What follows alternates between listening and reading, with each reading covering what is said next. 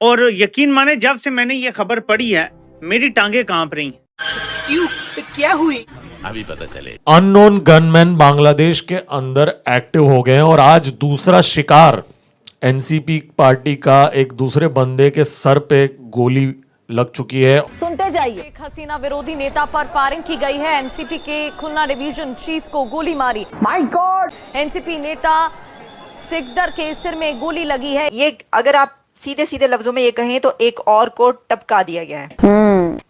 एक और को टपका दिया गया है, खबर ये आ रही है। इनको अपनी बोई हुई हर फसल काटनी पड़ेगी। My God! सर, सबसे पहले ये फरमाइए, ये एक के बाद एक ऐसे शख्स का कत्ल है जो कहीं ना कहीं किसी न किसी तरीके से इंडिया को मतलूब है।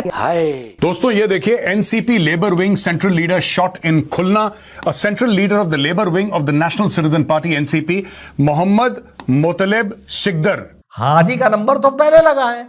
जो नेशनल सिटीजन पार्टी एनसीपी का लेबर सेल का यूथ लीडर या यूथ प्रेसिडेंट था, उसकी कनपट्टी पर गोली मारी गई है। पहले वाला ई रिक्शा से जा रहा था, ये शायद रिक्शा या साइकिल से जा रहा था। और सबसे बढ़ के मैं देख रहा था कि रशियन एम्बेसडर जो बांग्लादेश में है, उन्होंने कहा है कि 1971 में जब बांग्लादेश की इंडिपेंडेंस हासिल हुई थी तो इंडिया ने मदद की थी।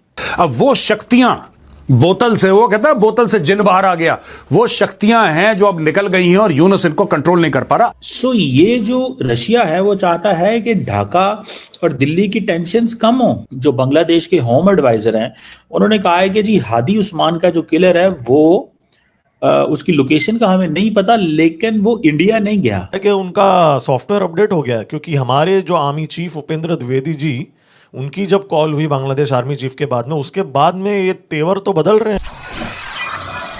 जय हिंद। हिंदुस्तान स्पेशल न्यूज में आपका स्वागत है। दोस्तों, बांग्लादेश में कट्टरपंथियों की राजनीतिक हिंसा रुकने का नाम नहीं ले रही है। अब एक बड़ी खबर निकलकर सामने आ रही है कि उस्मान हादी की मौत के बाद बांग्लादेश के खुलना जिले में नेशनल सिटीजन पार्टी के खुलना डिविजनल प्रमुख मोहम्मद मुतालिब सिकदर को सरेआम अज्ञात हमलावरों ने गोली मार दी। उसकी हालत बेहद गंभीर बताई जा रही है और उसे खुलना मेडिकल कॉलेज अस्पताल में भर्ती करवाया गया है। लोकल मीडिया रिपोर्ट के अनुसार ये घटना सोमवार 22 दिसंबर को करीब 11 बजे खुलना के सोन डागा इलाके में हुई। मुतालिब सिकदर को गोली मारे जाने के बाद इलाके में हड़कंप मच गया। एनसीपी की संयुक्त मुख्य आयोजक डॉक्टर महमूदा मित्तू ने सोशल मीडिया पर एक पोस्ट के जरिए इस घटना की पुष्टि की है। हादी की मौत के बाद अब एक और जिहादी को सिर में गोली लगी। तो चलिए आगे इसी टॉपिक पर वीडियो देखते हैं। अगर चैनल पर नए हैं तो प्लीज चैनल को सब्सक्राइब कर लें और वीडियो को लाइक करके कमेंट में अपनी राय जरूर लिखें। अब इसमें फैजल करीम, मैं समझता हूँ 72 आवर्स कर लें तो फैजल करीम जो है, इनकी गर्लफ्रेंड मारिया अख्तर लीमा, ये गिरफ्तार की गई और इनके जो इकबालिया बयान से और फोन की एनालिसिस हुई, उससे मालूम पड़ा कि इन्होंने सैकड़ों बार इस लड़की से, मारिया अख्तर लीमा से बात किया और ये मालूम पड़ गया कि इनकी गर्लफ्रेंड थी। इनकी निशानदेही पर ये पड़ोस के तालाब में गए और तालाब में बड़ी क्वांटिटी में वहां से कारतूस और इस तरीके के ऑब्जेक्टेबल आइटम्स बरामद किए। ये भी था कि मैक्सिमम कॉल्स और जरूरत से ज्यादा कॉल्स दोनों के बीच में, मारिया और फैजल के बीच में बातचीत हुई थी और उन्होंने, फैजल ने ये मारिया को बताया था। मारिया ने इकबालिया बयान में कहा कि एक दिन पहले मौके के कत्ल के इन्होंने ये भी कहा था कि ऐसी वारदात होने वाली है कि पूरा बांग्लादेश हिल जाएगा। तो इससे ये भी मालूम पड़ गया कि इसमें हिंदुस्तान का कोई हाथ नहीं है, ये लोकल वहां की पॉलिटिक्स है। लेकिन बांग्लादेश आज की तारीख में अमेरिका, चीन और पाकिस्तान के इर्द गिर्द उनकी पॉलिटिक्स में बुरी तरीके से उलझ गया है कि जब इस इंफ्रास्ट्रक्चर को मिलिटराइज कराना होगा, मिलिट्री के लिए इस्तेमाल करना होगा, तो वो इसको पूरी तरीके से ये उसको मिलिट्री के इस्तेमाल में कर लेगा। वो चाहे अपनी जो है हैवी आर्म्ड आर्टिलरी हो या एयरफोर्स हो, उसके लिए बखूबी इस्तेमाल कर सकता है। 2-3 बातें आपके लिए और करूंगा। एक साहब और हैं जमात इस्लामी के, उन्होंने कहा कि हमारे 50 लाख जो है नौजवान तैयार हैं और वो हिंदुस्तान पे हमला करने के लिए, जिसे कि गजवाए हिंद कर देंगे। अब मैं क्या कहूं इसमें, अभी तुमसे अपने हिसाब किताब हो नहीं रहे हैं, लेकिन मेढकी को भी कभी कभी जुकाम हो जाता है तो वो कह रहे हैं 50 लाख लोग जो है चढ़ बैठेंगे। अरे तुम्हारे यहाँ इकोनॉमी और जीडीपी ऐसा है नहीं, अब तुम 50 लाख की बातें सुन लीजिए सबकी 9-9 लाख की। दोस्तों ये देखिए, NCP labour wing central leader shot in Khulna.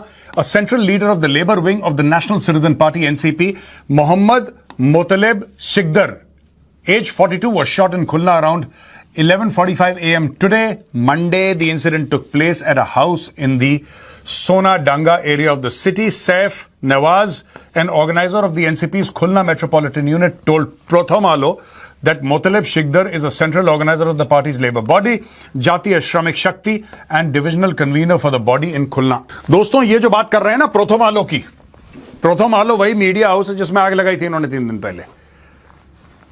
A divisional labor rally of the party was due to be held in Khulna soon, and he had been working on preparations for that.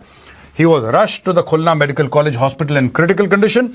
Quoting doctors, the OC said Motaleb is out of danger. The bullet entered through one side of his ear, pierced the skin and exited through the other side. यानी कि इधर गई और इधर से बाहर आ गई. I mean, रफली ये लोग बोल रहे हैं, जितना मुझे समझ है, कि इसको कान में गोली लगी थी इसके, और कान में गोली लगने से फिर यहां से निकली. He is very lucky to have escaped brain damage, क्योंकि बीच में तो ब्रेन होता है. ये शायद हो सकता है कि बुलेट की जो ट्रैजेक्टरी है वो थोड़ी सी नीचे की तरफ चली गई हो, कि साइड से निकल गई. But he is an extremely lucky man. ये सीरीज ऑफ ट्वीट्स हैं दोस्तों जो हमने इंडिया टुडे से लिए हैं. ये ANI के हैं. Violence norm in Bangladesh, Yunus powerless, Sheikh Hasina as extremism spirals. Basically Sheikh Hasina के कुछ बड़े इंटरेस्टिंग से और बड़े सॉलिड बयान सामने आए. उन्होंने बोला है कि यार ये देखिए, बेसिकली क्या होता है कि आपने एक जानवर को खुला छोड़ दिया. इनका यह कहना है कि इसने खुद करा, मोहम्मद यूनुस ने. अब ये सब चीजें इसके कंट्रोल में भी नहीं है. शुरू में पावर की हवस में इसने कर दिया है, या कोई भी इसका कारण रहा होगा. आज की तारीख में यूनुस पावरलेस.